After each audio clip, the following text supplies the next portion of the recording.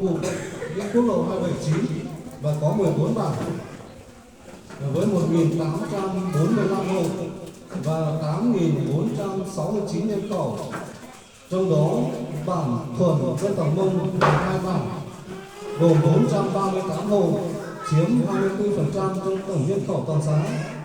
với 9 dòng họ, trong đó có dòng họ Lầu, dòng họ Thào, dòng họ Sù, dòng họ Bừ, dòng họ Ly, dòng họ Và, dòng họ Hờ, dòng họ Mùa và dòng họ Trá. Dòng họ Lầu của xã Tổng Lái có 47 hộ với 214 nhân khẩu. Trong đó dòng họ Lầu Thái là 44 hộ với 197 nhân khẩu. Tổng số tập trung ở bản Nậm Dắt. Trước đây là các bản Nậm Dắt, Pha Lao, Khổi Giếng và Phiêu Luông, và có 3 hộ khác đang chiếm 1 hộ, có 4 hộ nữa là cũng là họ Lầu nhưng không thuộc dòng là họ Thái. Họ Lầu Thái gồm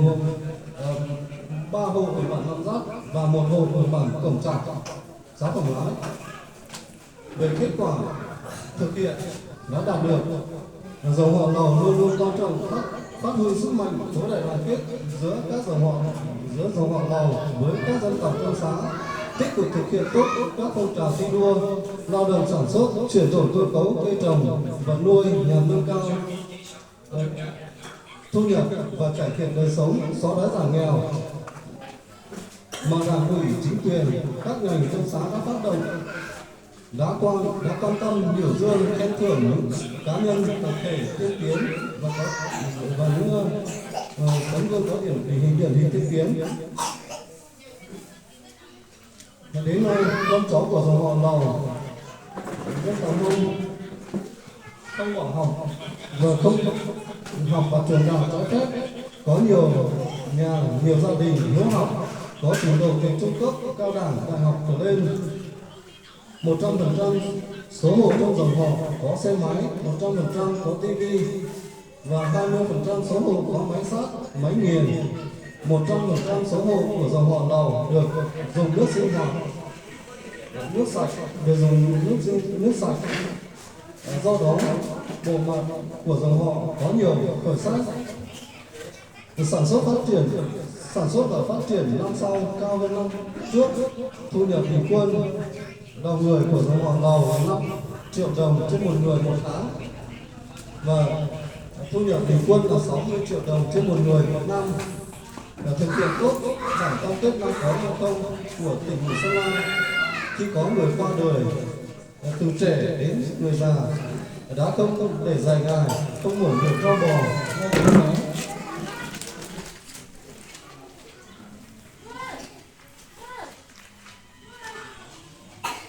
Người chết luôn luôn là quân tài, không gây mất vệ sinh, được đông đảo các dòng họ khác và các cụ già, các già làng đồng tình ủng hộ. Họ Lầu phân công và bầu trưởng họ, phó trưởng họ và ủy viên dòng họ, đồng thời phân công cho những ông bà, những người anh, người chị đầu đàn có hiểu biết về tập tục, phong tục tập quán của dòng họ lâu đời, để đảm nhiệm về các tập tục liên quan đến phong tục tập quán cổ truyền trong dòng họ như tổ chức kiến sinh, ma trai, công tác hòa giải.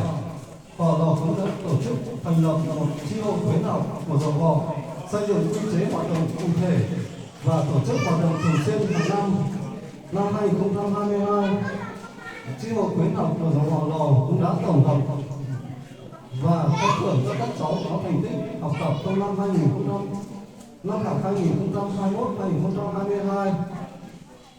Và tổng số học sinh hiện có của dòng họ Lầu năm 2022 là mầm ở cấp mầm non có 11 cháu, ở bậc tiểu học có 26 cháu, bậc trung học cơ sở còn 10 cháu, bậc trung học phổ thông còn 9 cháu. Về trình độ chuyên môn, đã học sinh là học trung cấp, cao đẳng, đại học và đang học. Thì về trung cấp chuyên nghiệp có 13 người, về cao đẳng có 26 người, về đại học có 30 người, có danh sách kèm theo. Tham gia công tác hưởng lương từ ngân sách nhà nước cũng như là hợp đồng ở các cơ quan đơn vị từ con trai, con gái và con dâu tính từ chưa tính con rể. Thì tổng số có 47 người, trong đó công an nhân dân 1 người, quân đội nhân dân 2 người, cán bộ công chức viên chức là 39 người, cán bộ hưu trí là 5 người, cán bộ công chức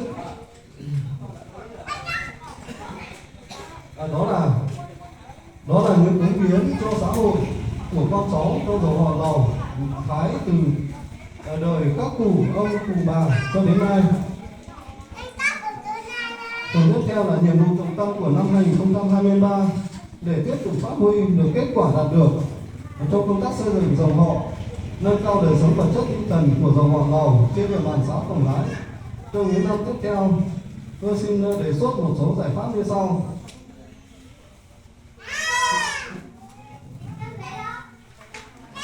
Một là tiếp tục xây dựng nguồn quỹ kèm theo quy chế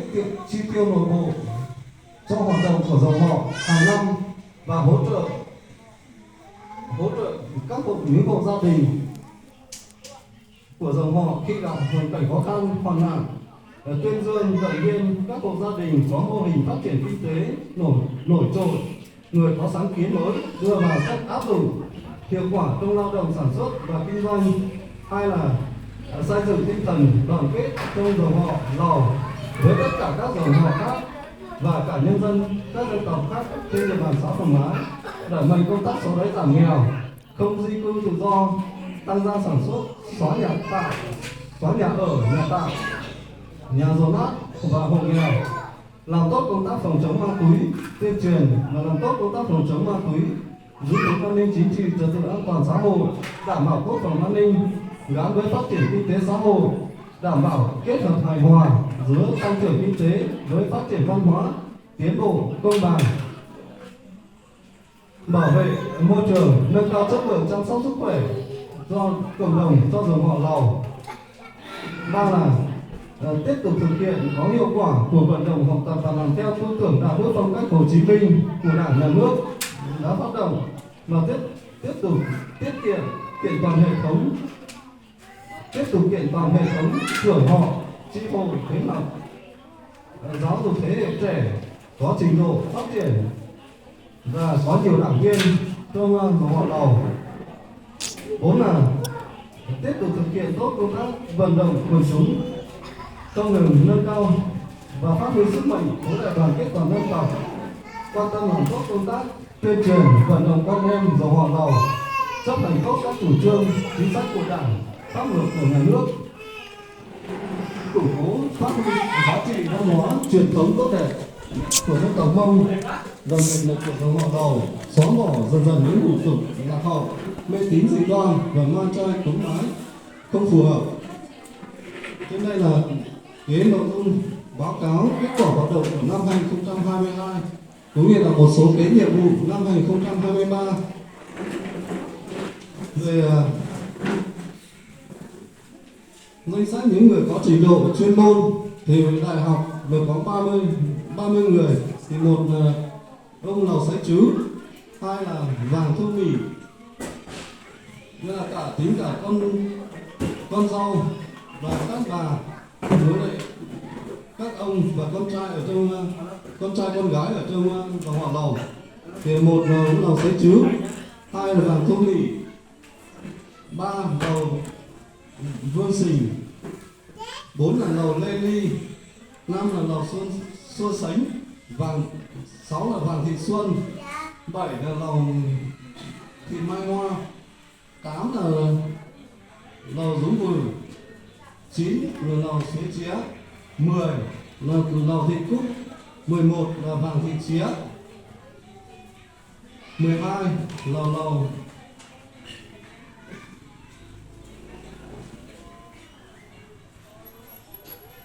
12 là Lầu Chứ Vàng, 13 là Lầu Thái Thống, 14 là Lầu Thái Hồng, 15 là Lầu Anh Tồng, 16 là Lầu Thùy Trang, 17 là Lầu Phóng Sử, 18 là Lầu Thanh Tú, 19 là lò Tổng Nánh, 20 lò Thanh Chứ, 21 là lò Xía Thảo, 22 lò Thảo Thị Chí, 23 lò Minh Súa, 24 lò Xuân Thảo, 25 là lò Thị Liên, 26 là lò Thị Nánh, 27 là lò Thị Xuân, 28 là Giàng Thị Sú, 29 là lò Minh Dơ. Còn đang nhầm ở đây là một lò Thị Chía này. Lầu Thị Đỡ. Lầu Thị Chía giống khuấy. Lầu Thị Chía giống khuấy. À, lầu Thị Chía đúng rồi. Lầu Thị Chía giờ giống khua, bác giống khua. Còn cao đẳng thì gồm có 26 người. Một là Mùa Thị Lan, 2 lầu Thị Khua, 3 lầu Thị Xanh, 4 lầu A Phong, 5 lầu A Tháng, 6 lầu Số Chứ, 7 lầu Thị Tu, 8 là lầu Thị Liên, Liên con bác nhiệt cứ, 9 là lầu A Phỏng, 10 lầu A Nánh, 11 lầu Thị Vân, 12 lầu Thị Dính, 13 lầu Thị Xuân, 14 lầu Dũng Thảo, 15 lầu A Lử, 16 Mùa Thị Dung, 17 lầu Thị Lan, 18 lầu Nhìa Súa, 19 Thảo Thị Si, 20 cái gì mà bổ sung 20 lầu Thị Liên, 21 là Sùng Thị Chía, 22 lầu Thị Sao, 23 lầu Thị Đỡ, 24 Hàn Thị Ly, 25 Tánh Thị Nương, 26 nháp phỏng thì ta bóc cái giá trị thị chứa. Còn trung cấp thì có 13 người, thì trung cấp thì xin phép là không được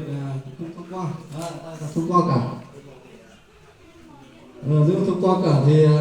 trung cấp là có 13 người, thì một là lò Thanh Giàng, 2 là lò Trung Anh,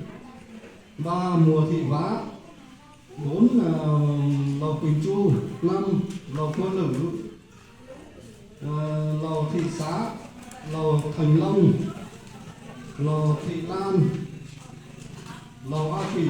lò A Ký, lò Thị Lan, tiếp là lò Thị Lan, lò Thị Mai, lò A Khá, Phá Thị Liên. Đấy là 13 người trung cấp. Thế thì qua cái trình độ này thì